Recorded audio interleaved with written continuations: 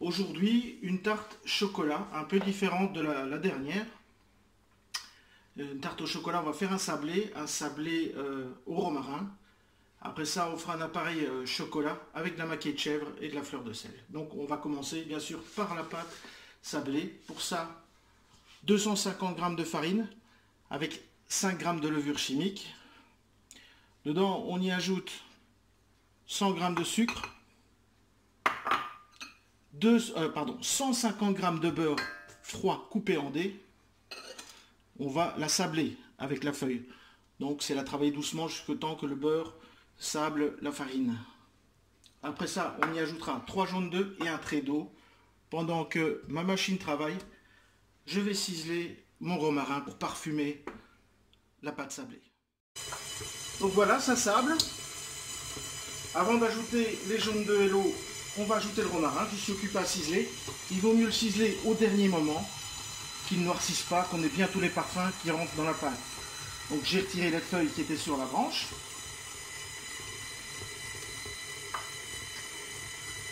Voilà. J'ai laissé quelques feuilles un peu plus grosses, de manière qu'on montre bien que c'est nous qui l'avons fait. Ça se mélange bien. On ajoute, maintenant que la farine est bien sablée avec le beurre, les jaunes d'œufs. Alors bien sûr, il reste les blancs. Les blancs, vous pouvez soit les congeler, soit les travailler pour faire un nougat glacé. Ou autre chose, une meringue. Donc là, on voit bien que les jaunes d'œufs ne suffisent pas. On va mettre un trait d'eau. Vous voyez, c'est pas grand chose. Et on voit bien que maintenant, la pâte est occupée à se former. Elle est bien sablée. La pâte est terminée. J'en fais une belle boule. Et on la réserve 1 heure pour qu'elle repose au frigo dans du papier film.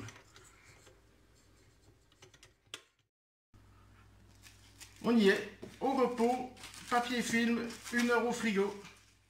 Le chocolat à l'italienne qui ira sur notre pâte. Mais avant d'étaler la pâte, on va déjà mettre ça en route. Comme ça, le chocolat attend de fondre. Donc, il vous faut 150 g de chocolat. On va en parler après. C'est du chocolat de chez François. C'est lui qui me l'a conseillé, celui-ci, pour la recette qu'on va essayer.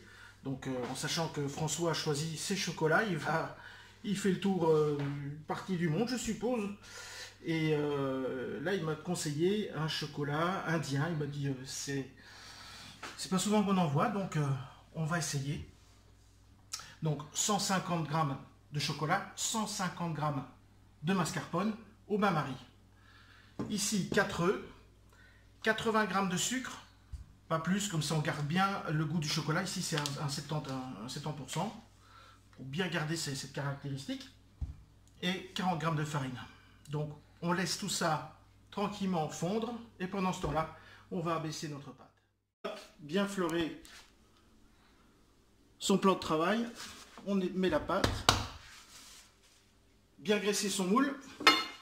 On est parti. On refarine, mais vraiment le moins possible.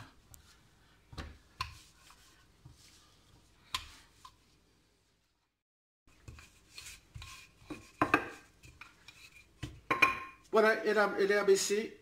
À l'aide d'une spatule, on va la transvider là. On va faire de jolis bords. Et on fera notre appareil chocolat pour mettre dedans. Elle est placée. Donc, je l'ai fait avec ma spatule. Soit vous pouvez la replier en 4, la remettre au milieu et la déplier. Ici, vous voyez, il m'en manque un petit peu. On n'hésite pas. On reprend et avec son pouce, on replace. Si vous voyez qu'à un moment, le bord est un petit peu faible, vous reprenez et avec votre pouce qui est un peu chaud, va aider à replacer. Le mieux, c'est de le faire en un coup. Après, pour un beau bord, vous prenez votre spatule. Ici, on voit que c'est moche. Allez, bim. Un petit bout. Et celle-ci, on la remet au repos frigo le temps qu'on fasse l'appareil chocolat. Et occupé à fondre avec la mascarpone, on va monter un ruban, donc les œufs entiers et le sucre. De nos pesées tout à l'heure, bien sûr. C'est parti. Un ruban, c'est les œufs qui vont blanchir et augmenter de volume. Le ruban est terminé.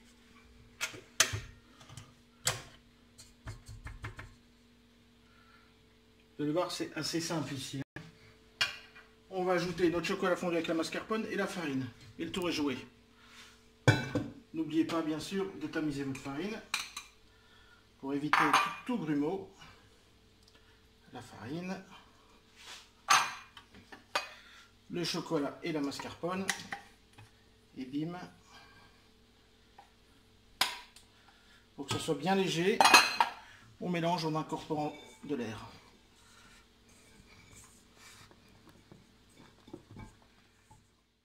Il est bien mélangé, on le remet sur notre pâte sablée au romarin.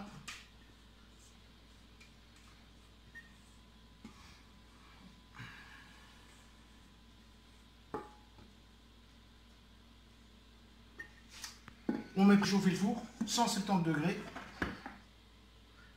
Le temps que le four préchauffe, on met celle-ci au frigo. L'appareil s'est un peu raffermi. On va prendre la maquée de chèvre de la ferme de l'Espérance et faire des petites noquettes. Vous appelez ça des petites noquettes.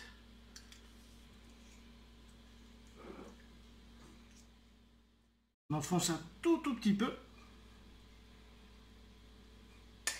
Et un petit peu de fleur de sel sur notre maquet.